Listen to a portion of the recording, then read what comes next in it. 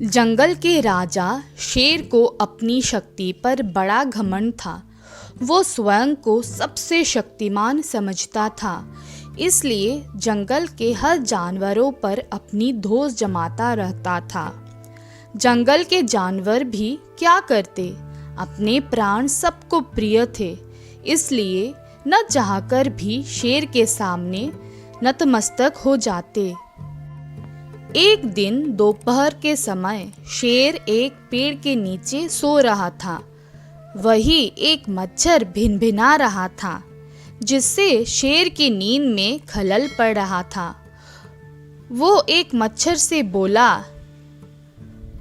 ए मच्छर, देखता नहीं मैं सो रहा हूँ, भाग यहाँ से, नहीं तो मसल कर रख दूंगा। मच्छर बोला, क्षमा करे बनराज, मेरे कारण आपकी नींद टूट गई, किंतु आप मुझे ये बात नम्रता से भी कह सकते थे। आखिर मैं भी इस धरती का जीव हूँ। अच्छा, तो तू छोटा सा मच्छर मुझसे जुबान लड़ाएगा? और क्या गल कर रहा है मैंने? तुम मच्छर हो ही ऐसे कि कोई भी तुम्हें यूं मसल दे। मैं तो ये बार बार कहूँगा, क्या बिगाड़ लोगे तुम मेरा?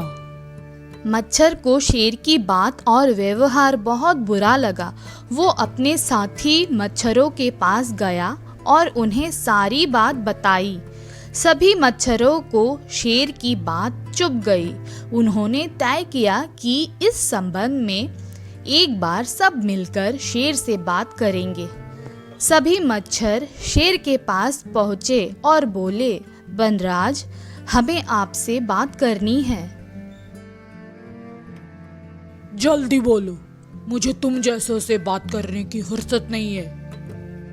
बनराज, आप होंगे बहुत शक्तिशाली, किंतु इसका अर्थ ये कतई नहीं है कि आप अन्य जीवों और प्राणियों का मजाक उड़ाए या उन्हें नीचा दिखाए। मैंने जो कहा सच कहा। मैं सबसे शक्तिशाली हूँ और मुझे कोई हरा नहीं सकता। घमंड से चूर शेर गरजा। ऐसा नहीं है, अगर आप शक्तिशाली हैं तो हम में भी इतना सामर्थ्य है कि आवश्यकता पड़ने पर हम किसी का भी सामना कर सकते हैं और उसे हरा सकते हैं। हम आपको भी हरा सकते हैं। मच्छर भी चुप न रहे। ये सुनकर शेर हंसते हुए बोला, तुम लोगों की इतनी हिम्मत कि मेरे सामने आकर ये बात कहो? मेरी शक्ति का अंदाजा नहीं है तुम्हें, अन्यथा ऐसा कभी नहीं कहते।